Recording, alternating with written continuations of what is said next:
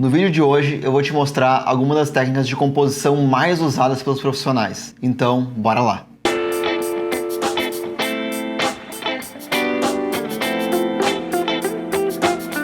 Fala galera, Jornada da Foto, aqui quem fala é Felipe Calil e eu sou o criador do projeto jornadadafoto.com.br, que contém muita informação gratuita e valiosa para fotógrafos de todos os níveis.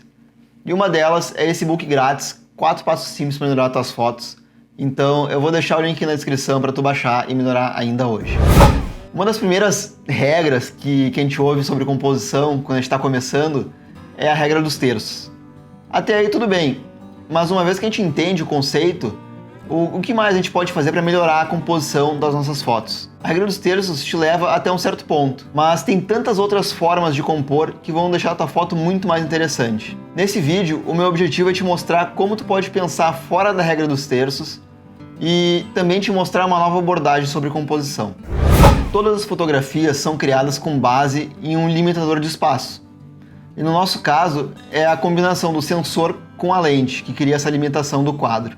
Essa limitação ela pode ser mantida inalterada até a imagem final, ou a gente pode, na pós-produção, recortar e estender esse mesmo quadro. De qualquer maneira, as bordas da imagem, que na grande maioria das vezes é um retângulo, tem uma grande influência sobre o que está dentro delas. Pode ser que tu só conheça o formato 3x2, que no caso é o formato mais usado por muitos anos na fotografia de 35mm. Mas existem outros, como por exemplo o 4x5 e o 1x1, dos quais a gente vai falar na sequência. Ah, só um parênteses. Esses números 3x2, 4x5 quer dizer a proporção entre largura e altura.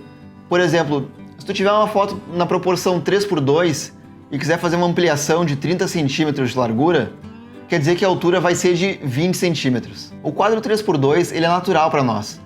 Um dos motivos é a razão de a gente ter dois olhos, um do lado do outro, no formato de um binóculo, fazendo com que a gente se sente confortável vendo a imagem nessa posição.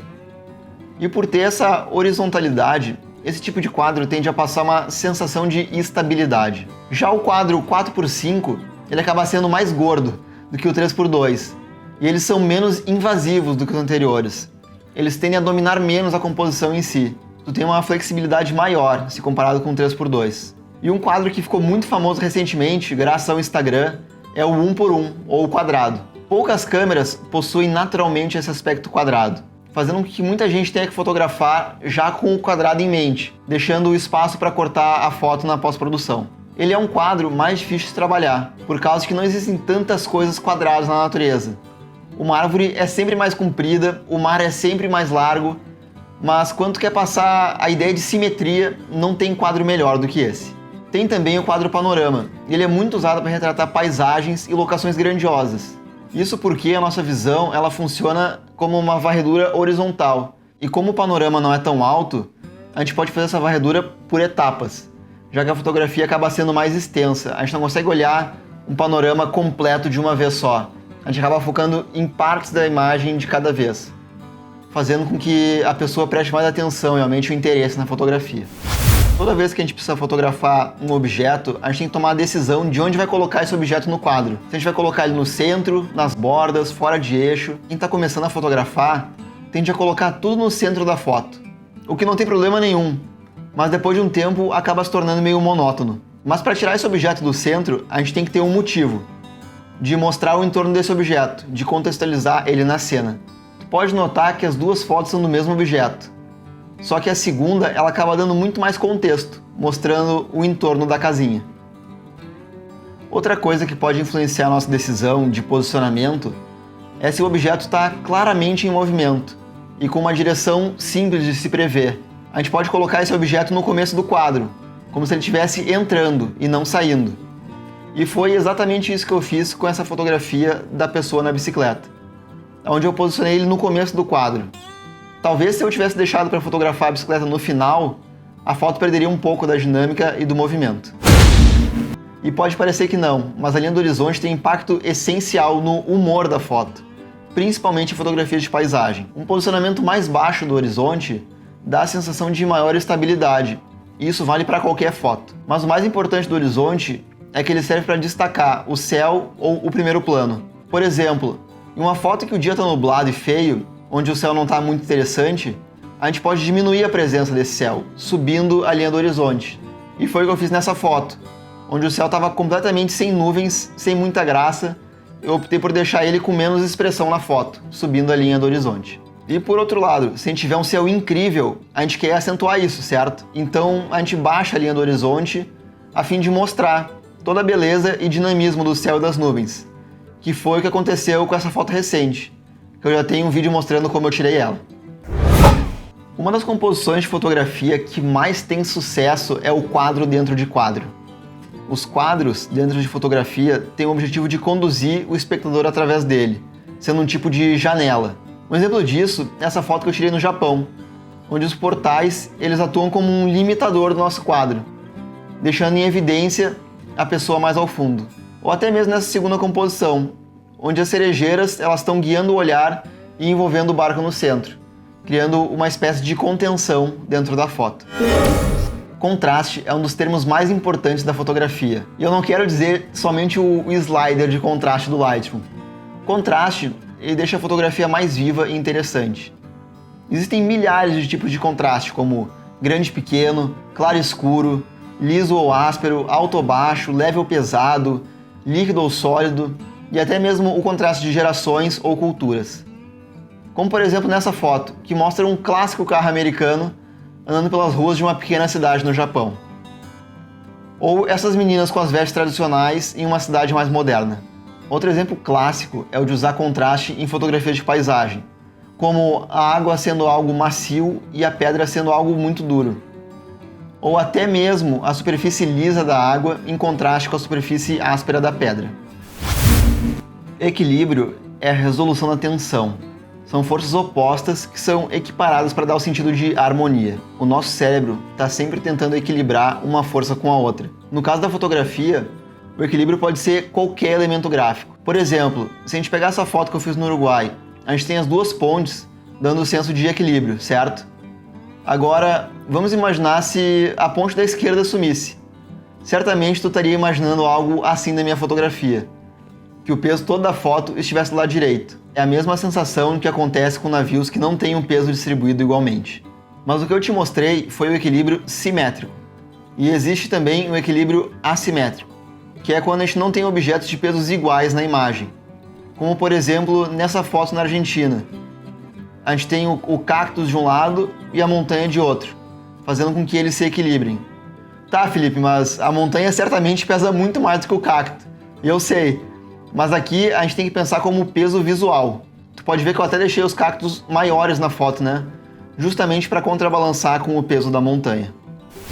E a gente está acostumado a aceitar a ideia de um plano de fundo. Sempre que a gente fotografa algum objeto, a gente pensa no plano que ele está contra, como por exemplo esse fundo que vocês estão vendo aqui. A gente sempre tenta escolher algo com um propósito, que vai agregar a imagem. Pode ser um grupo de edifícios, pode ser uma paisagem de natureza, ou qualquer coisa na verdade. Como por exemplo, nessa foto, onde eu quis retratar a pessoa andando tranquila de bicicleta. E o plano de fundo agregando a imagem, que ela estava simplesmente andando de bicicleta no cruzamento mais movimentado do mundo, dando um pouco de contraste à imagem final. Quando a gente tem muitos elementos parecidos na foto, o arranjo que tu der para eles vai criar um certo senso de ritmo. Esse ritmo tem uma certa conexão com a música, já que a batida em uma peça musical tem a conexão com a batida visual. Como nessa foto, os postes são equidistantes, mas tu cria um ritmo visual na fotografia. A tendência natural do olho é se movimentar lado a lado, como a gente já falou antes. E isso fica evidente aqui, uma vez que o ritmo precisa de direção e fluência para existir. Como também eu mostro na foto a seguir, todos estão praticamente fazendo o mesmo movimento, dando a direção, sentido e ritmo para a foto. A constante relação da fotografia com cenas reais faz o sentido de profundidade de uma foto ser tão importante. A perspectiva é a aparência dos objetos no espaço e tem as suas relações com o espectador. Tá, tu falou bonito, mas o que isso quer dizer? Quer dizer que a perspectiva é basicamente o tamanho e a distância que a gente escolhe dar a certos objetos, para dar uma ênfase maior ou menor, criando profundidade nas fotos. A gente começa com a perspectiva linear, e ela se dá quando a gente tem linhas convergentes, que na maioria dos casos são paralelas. Um exemplo são esses trilhos de trem, mas à medida que eles vão se distanciando da câmera, eles apresentam se juntar no infinito, criando uma grande profundidade na foto. E é exatamente o que a gente vê nessa fotografia de trilhos, que acabam convergindo para o ponto focal, que é o túnel, dando mais profundidade para a foto. A perspectiva redutora, ela é o caso da foto que eu mostrei não faz muito tempo. O nosso cérebro, ele entende que os postes, eles são do mesmo tamanho, mas como a gente pode ver na foto, eles vão diminuindo de tamanho em relação ao outro, passando uma maior sensação de profundidade. Perspectiva aérea. Em dias com neblina, essa mesma atua como filtro, reduzindo o contraste nas partes mais distantes e reduzindo o seu tom. O nosso cérebro, ele já conhece esse efeito e ele permite que o nosso olho use ele como um indício de profundidade. E é exatamente o que aconteceu nessa foto aqui, que as pessoas estão andando a cavalo indo como se fosse para o infinito, se a gente olhar a foto. A gente tem essa impressão de que eles vão andar a cavalo para sempre. Vamos falar um pouquinho sobre ponto único, ou espaço negativo. O ponto único é o elemento mais básico de todos, e por definição, um ponto deve ser a parte muito pequena da imagem. Mas para ser significante, ele tem que contrastar de algum modo com o entorno, como o contraste de cor, por exemplo. A forma mais simples de a gente usar isso na fotografia é de um objeto isolado, visto à distância, com um plano de fundo relativamente simples. Isso também pode ser chamado de espaço negativo. E é uma técnica poderosa, já que o objeto em questão vai ser prontamente visualizado, ele vai se destacar. Como essa foto da vaca no campo.